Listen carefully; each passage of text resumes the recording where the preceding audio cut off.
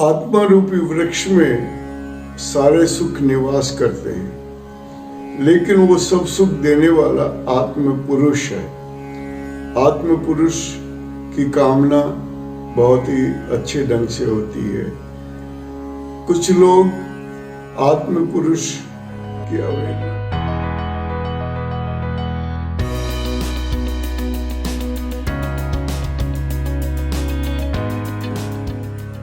साहेब बंदगी, साहेब बंदगी, साहेब बंदगी।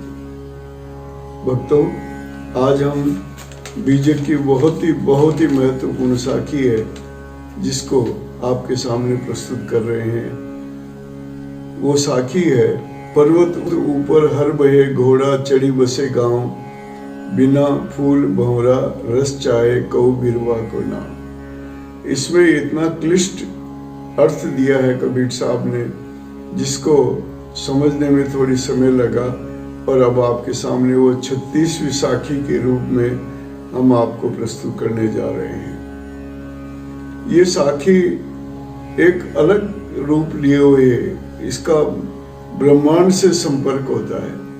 ब्रह्मांड क्या है?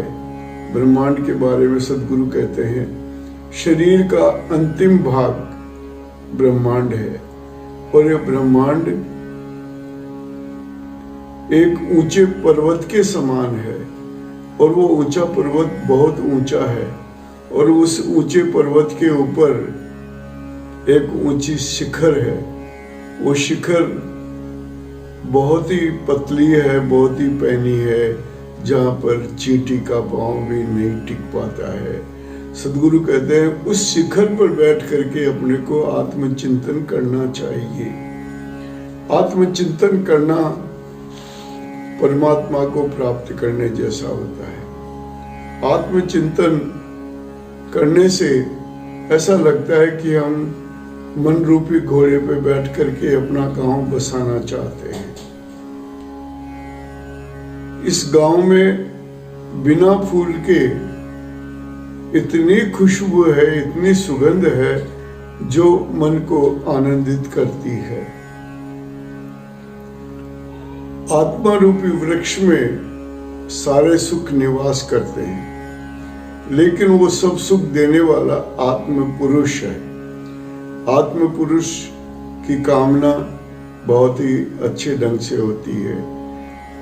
कुछ लोग आत्म पुरुष की अवहेलना करके और आत्मा को परम तत्व नहीं मानते हैं, ऐसा वो करते हैं, जो गलत है।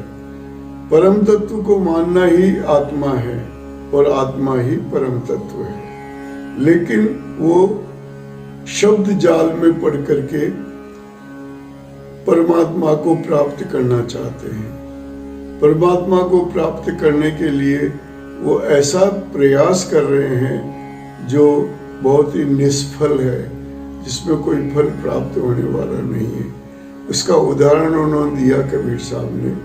बोलो, वो ऐसा प्रयास कर रहे हैं जैसे पत्थरों के ऊपर हल चला करके खेती करना है। तो खेती कैसे होगी पत्थरों पर? पत्थरों पे खेती नहीं हो सकती है। वैसे ही शब्द जाल में पड़ करके परमात्मा की प्राप्ति नहीं हो सकती है। तो हम ये कहना चाहते हैं कि अगर आपको परमात्मा की प्राप्ति करनी है तो सार्थक प्रयत्न करने होंगे। ये निरर्थक प्रयत्न छोड़ देने चाहिए कि पत्थर के ऊपर हल चला करके हम खेती करना चाहते हैं। इसलिए मैं आप सभी भक्तों से निवेदन करना चाहता हूँ, सतगुरु की बताई हुई सच्ची राह को, सच्ची साधना को आप लोग ग्रहण करें, क्योंकि ये जो परम तत्व है उसकी साधना, उसका मनन करना बहुत जरूरी है। आत्म पुरुष का मनन करना बहुत जरूरी है। आत्म पुरुष की साधना करना बहुत जरूरी है। साधना करो, मनन करो, चिंतन करो, ध्यान करो, लगन करो, तभी परमात्मा की प्राप्ति हो सकती है। तो हमने आपको बताया कि ये ब्रह्मांड शरीर का एक अंतिम भाग है। इस ब्रह्मांड में जो शिखर है, बहुत ऊंचा शिखर है, और शिखर पे आत्मचिंतन करने पर सद्गुरु ने जोर दिया है, जो बहुत कठिन है लेकिन इतना मुश्किल भी नहीं है। तो आज हमने आपको ये जो बताया, इसका चिंतन आप सभी को मिलकर के करना चाहिए। आइए हम आपको शब्दार्थ की तरफ ले चलते हैं। पर्वत ऊपर हर बहे घोड़ा चढ़ी बसे गांव। पर्वत पहाड़, पर्वत ऊपर हर बहे, हर यानी हल, हर बहे हल को चलाना है। पर्वत ऊपर हल बहे घोड़ा चढ़ी बसे गांव। घोड़ा मन रूपी घोड़े पर चढ़ करके हमें गांव बसाना है। उस गांव में बिना फूल के सुगंधी सुगंध होती है। तो पर्वत ऊपर हर बहे घोड़ा चढ़ी बसे गांव, बिना फूल भंवरा रस चाहे। भंवरा यानी मन, वो आनंद चाहता है बिना फूल के। वो मैंने अभी आपको बताया कि उस गांव में बिना फूल के इतनी सुगंध बिखर रही है जिसको मन बहुत पसंद करता है। तो बिना फूल भंवरा रस चाहे, कऊ बिरवा को नाम। उस पेड़ का क्या नाम है जिसमें से ऐसी सुगंध निकलती है? तो वो भक्तों, वो पेड़ है आत्मा, वो पेड़ है परम तत्व, वो पेड़ है परमात्मा। इन्हीं से बनाया हुआ पेड़ सदैव सुगंधित होता है, उसमें फूल लगने की जरूरत नहीं है। वैसे ही सारे सुख उस पेड़ में निवास करते हैं, और वो पेड़ में निवास करके हमें आत्म पुरुष के द्वारा वो सारे सुख प्राप्त हो सकते हैं। एक ऐसा गांव बसाएंगे उस शिखर पर बैठ करके, जिस गांव के अंदर बिना फूल का मन जो है, मन रूपी वृक्ष के अंदर इतना आनंद फैल जाता है कि वहाँ आनंद ही आनंद है। वहाँ चारों तरफ कोई दुख नाम की कोई चीज नहीं है, क्योंकि सद्गुरु के इस चरम सीमा पर, शिखर पर पहुंच करके हमें दुख की अनुभूति हो ही नहीं सकती है।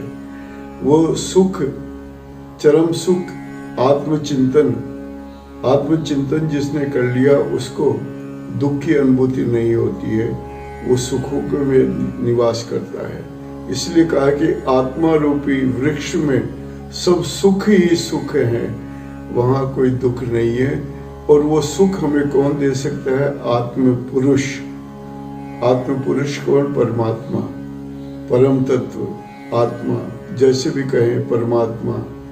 ये सबके नाम अलग अलग हैं, लेकिन सबका महत्व एक ही होता है, परमात्मा और आत्मा। आज हमने आपको जो बताया, इसके बारे में आपको अगर कोई चिंतन या कोई विचार करने हैं, विचार प्रकट करने हैं, तो आप कमेंट बॉक्स में जाकर अपने विचार रखिए। तब तक के लिए हम आपसे आज्ञा लेते हैं। साहिब बंदगी, साहिब बंदगी, साहिब बंदगी।